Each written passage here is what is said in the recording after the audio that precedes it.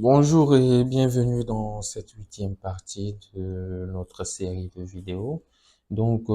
Ici, nous allons voir un peu la nouvelle architecture et de ce fait, sans plus tarder, je vais me connecter. Donc, je passe mon identifiant et mon mot de passe et je me connecte. On peut constater ici que la nouvelle interface a vraiment changé par rapport aux anciennes vidéos. Ceci est dû au fait que l'ancienne architecture, au fur et à mesure du développement, ne collait pas tout à fait avec ce que je voulais faire. J'ai décidé de un peu retravailler l'architecture avant de pouvoir vous présenter le tout nouveau interface. Cette interface que nous allons vraiment décortiquer dans cette vidéo et pouvoir voir où se place l'emplacement et les enregistrements, comment ça se passe ici dans cette nouvelle architecture. Sans plus tarder, nous sommes sur le dashboard et comme vous pouvez le constater, il n'y a rien, le dashboard est vide. Ici, nous avons notre menu qui est là et apparemment dans ce menu, nous avons les différents regroupements dont on peut avoir ici gestion des tâches, accueil, voilà, et basculer comme on veut pour pouvoir y fonctionner. Mais nous allons démarrer par la partie accueil dans cette vidéo et vous pouvez constater ici aussi que nous avons ici les onglets, désormais dans la nouvelle version, les onglets dynamiques.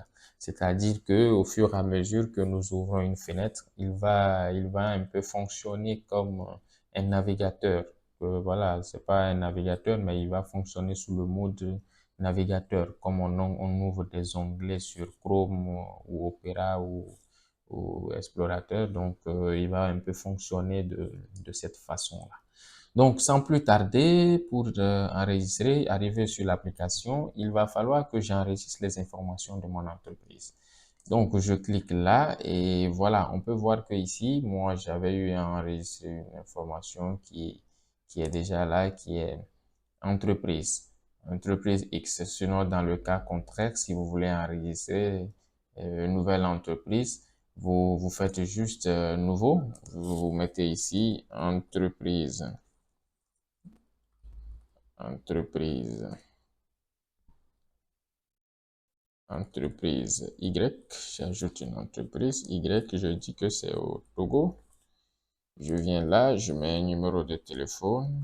Je mets quelque chose comme ça.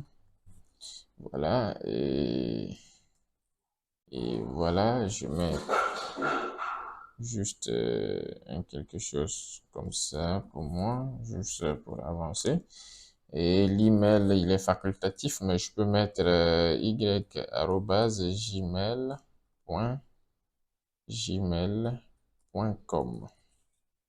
Voilà, donc je clique sur le bouton ajouter pour ajouter l'entreprise. Donc nous pouvons voir que nos deux entreprises sont là. Donc on pourra vraiment gérer nos entreprises. On peut avoir plusieurs entreprises et pouvoir les gérer de différentes manières à ce que chaque information soit reliée à son entreprise. Après l'enregistrement de notre entreprise ici, je vais passer à l'enregistrement des départements. Si je clique sur département ici, nous avons l'onglet département qui s'ouvre et on peut bien constater que ce département est vide. Donc, il n'y a pas de département enregistré pour le moment. Et nous allons passer à l'enregistrement. Je vous parlais tout de suite de méthode dynamique. On peut le constater ici. Vous pouvez voir que chaque fenêtre que j'ouvre se présente sous forme de onglet afin que je puisse avoir peut-être accès au cas où je n'ai pas fini. Comme si je clique ici sur ma société, ça me ramène sur les informations de l'entreprise. Si je clique sur accueil, ça me ramène sur le dashboard. Et si je clique sur département, ça me ramène sur département. Au cas où nous avons fini avec un onglet ou que nous n'avons pas qui s'affiche ici ou que c'est trop beaucoup les onglets, nous avons la possibilité aussi de fermer cet onglet en cliquant sur sur la petite croix à droite. Et voilà, l'onglet se ferme. Ici, je vais enregistrer 2 à 3 départements avec lesquels nous allons commencer. Je pense que c'est bon pour la série de vidéos. Donc, je mets ici direction. Je mets ici la direction. Je dis département, la direction. Voilà. Donc, voilà. Donc, c'est bien enregistré. Je viens, je dis service informatique.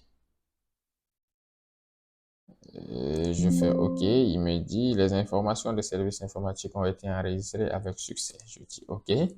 Donc, j'ajoute ici service RH. Je dis OK. Et je peux ajouter ici service commercial. Service commercial. Et j'enregistre. Au cas où vous aurez mal enregistré une information, il vous suffirait juste de double-cliquer sur l'information et s'ouvre et vous passez votre modification. Si j'ajoute un S à service informatique, ou soit je fais ça, je dis service informatique OK. Donc, vous allez voir, après, dès que je valide, il me dit que les informations des services informatiques OK ont été modifiées avec succès. Je dis OK et vous pouvez voir que service informatique est passé de service informatique à service informatique OK. La deuxième possibilité, c'est de sélectionner l'élément qu'on tient à modifier et on clique sur le bouton modifier. Et c'est la même chose, la même procédure. Là, donc, je vais réeffacer le OK et je valide. Donc, on retourne bien et bel et bien à l'étape de service informatique. Donc, j'ai profité en même temps faire la modification ici. Donc, la modification, c'est la même chose sur toutes les fenêtres. Donc, je pense pas que je vais m'attarder là-dessus, vu que c'est déjà fait. Donc, je vais continuer avec l'enregistrement d'un employé. Également, c'est la même chose. Donc, quand j'ouvre la fenêtre, ici, il n'y a rien. Je dois ajouter. Nous avons aussi une nouvelle possibilité, c'est de cliquer sur la touche N et la fenêtre s'ouvre. La fenêtre N pour dire nouveau. Donc, ça s'ouvre. Je sélectionne l'entreprise. Je dis entreprise dans l'entreprise X. Je vais enregistrer un utilisateur X, utilisateur X1. Donc, je fais ça, je copie ça pour pouvoir aller après. Je dis David, je dis Dakar, Dakar, j'aime bien mon nom là. Je dis Dakar, je mets ici un numéro de téléphone au hasard, hein. Je mets quelque chose. Pourvu que ça ne tombe pas, j'ajoute un 0 pourvu que ça ne tombe pas sur le numéro d'un individu. Donc, je dis ici que c'est un monsieur et il appartient au département de direction. Donc, là, le mail, il est facultatif. Je peux valider. Tout comme je peux aussi éditer ici une photo. Donc, je dis sur le profil, je prends ça et j'ouvre et voilà. Donc, nous avons la photo de David de l'utilisateur X1, autant pour moi. Donc, je valide et voilà, nous avons l'utilisateur X1 qui est là. Je vais essayer d'ajouter notre utilisateur à X1. Je dis alors, voici X2. Je dis X2. Utilisateur X2 qui est au Togo. Voilà, je mets x2 @gmail.com. Alors, je viens là, je dis, je mets quelque chose ici, hein. Voilà, donc, je mets un numéro de téléphone. Voilà. Ici, je sélectionne le sexe, je dis c'est une femme. Et elle appartient au service informatique. Donc, je fais ça et voilà. Nous avons deux utilisateurs ici, le X1 qui appartient à la direction et le X2 qui appartient au service informatique. Donc, voici un peu comment enregistrer ici les employés. Je ne vais pas m'attarder trop là-dessus parce qu'on avait déjà vu. C'est juste d'une façon ramassée pour pouvoir présenter notre nouvelle interface qui a été reconfectionnée. Donc ici, je peux ensuite passer à l'ajout d'un utilisateur. Donc, avant d'ajouter un utilisateur, il faut que cet utilisateur soit d'abord un employé de la structure avant de pouvoir lui donner, l'attribuer les droits d'accès à l'application. Donc, je vais attribuer les droits d'accès à un quelconque utilisateur ou à un employé. Je fais de même nouveau. Voilà, donc je clique sur le bouton ou je clique la touche N pour ouvrir la fenêtre d'ajout. Je sélectionne l'employé qui je vais attribuer les droits d'accès. Je dis l'utilisateur X1, donc je viens là, je dis son état c'est actif.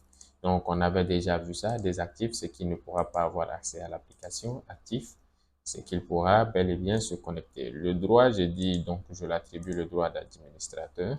Je viens là, je vais définir son identifiant. Donc je vais mettre, je mets user. Et je viens ici, je vais lui définir un mot de passe. Bon, je mets comme d'habitude, hein, le 1, 2, 3, 4. C'est un test série de vidéos, donc je mets juste ça pour vite avancer. Donc, nous avons ici le user et son mot de passe, ce qui veut dire que cet utilisateur, une fois cliqué sur ce bouton valider, pourra bel et bien se connecter à l'application avec un identifiant nommé user et un mot de passe.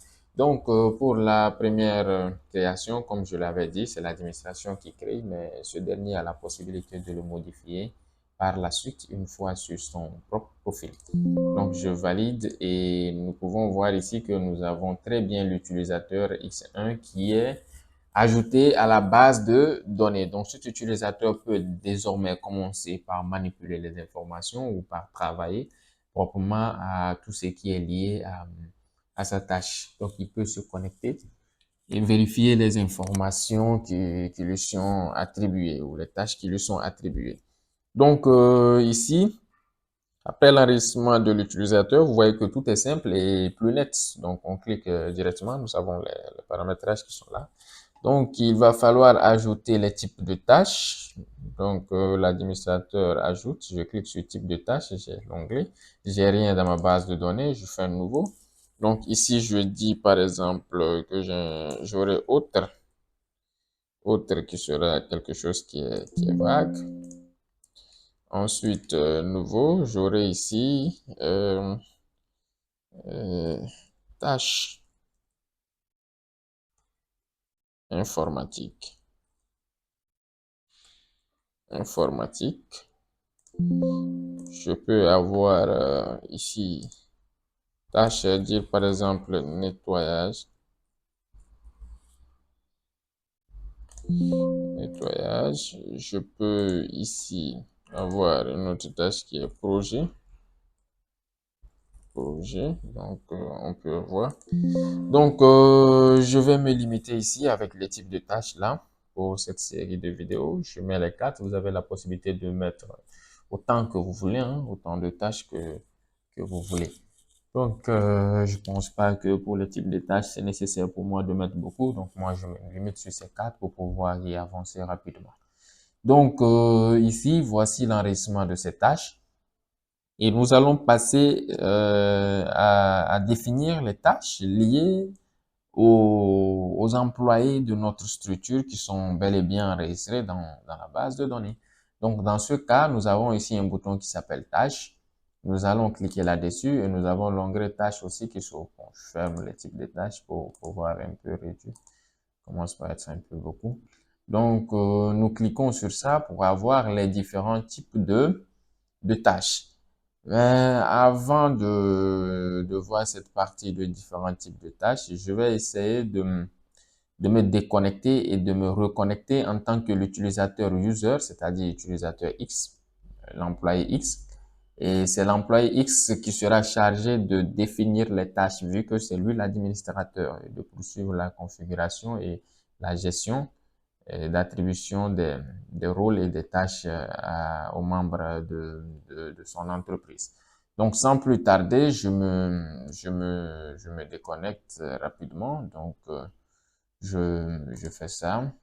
Je fais ça. Voilà.